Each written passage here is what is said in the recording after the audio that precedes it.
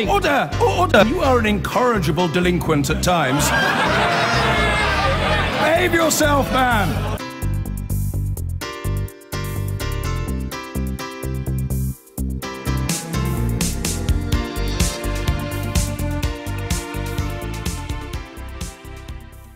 I'm delighted to be joined by the grandest of Tory grandees, Michael Heseltine.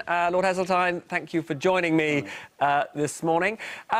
Nicky Morgan, former Cabinet Minister, a Tory colleague of yours, has just said to me that she thinks it is inconceivable that Theresa May could lead the Tory party into the next election. Do you agree with that?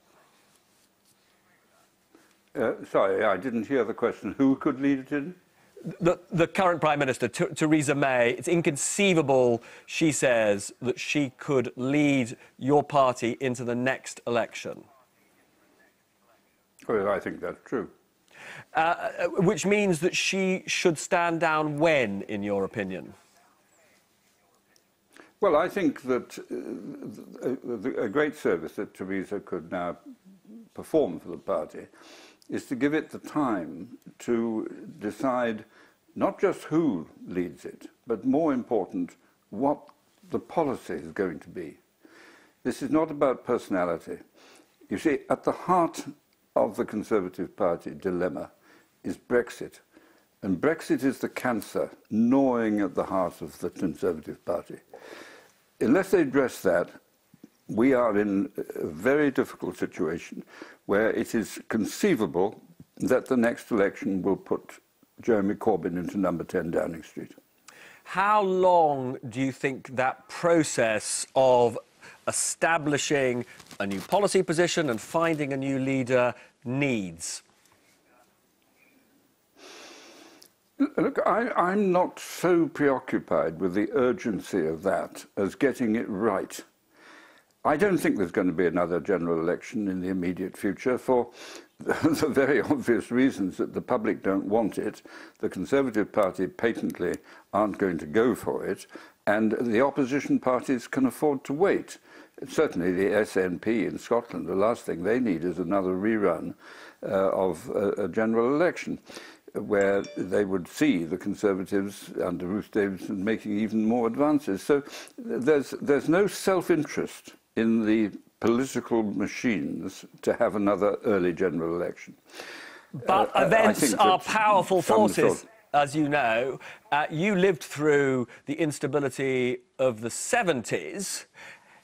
I mean, realistically, how long can a minority government of this sort survive?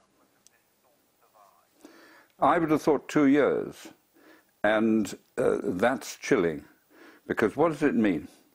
We know that the economy is not doing well. There's no reason to suppose it's going to improve, and above all else, Brexit is overhanging it, with all the uncertainty that that creates. And what's going to happen? We're going to have a totally artificial negotiation, because who can say what party will be in power in a couple of years' time? Who can say who will lead it? Who can say what the policies will be? But what we do know is that if the two-year negotiations take place, the outcome will be around about the time of the next election, the likely time. And by that time, all the sort of airy phraseology about better deals and world markets and new opportunities and Britain great, all this sort of stuff will be exposed for what it was, rhetoric, empty rhetoric. We're not going to get a good European deal.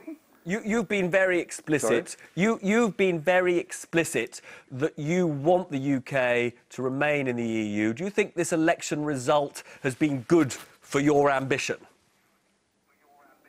Yes. I think it's blown the UKIP phenomenon. The UKIP has collapsed, and the tribes, if you like, of the Labour and the Conservative Party have emerged in a stronger position than they were at the beginning, relatively to the UKIP position.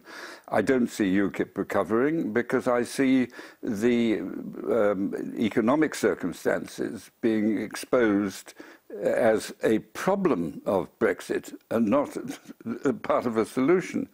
And I think in 2 years' time, when we see the nature of the deal, which will be a bad one for Britain, there's no way the Europeans are going to give us a deal where we can say we're better off, because it would simply be an advertisement to other countries to say, well, look, if the Brits can do it, so can we. So they're not going to do that. Everyone knows that. So you're going to get a declining, deteriorating, or stagnant living standards for a couple of years, the controversy of Brexit, an outcome which is patently not in Britain's self-interest, and then a general election. Michael Heseltine, as always, a pleasure talking to you. And we'll speak again soon, I'm sure.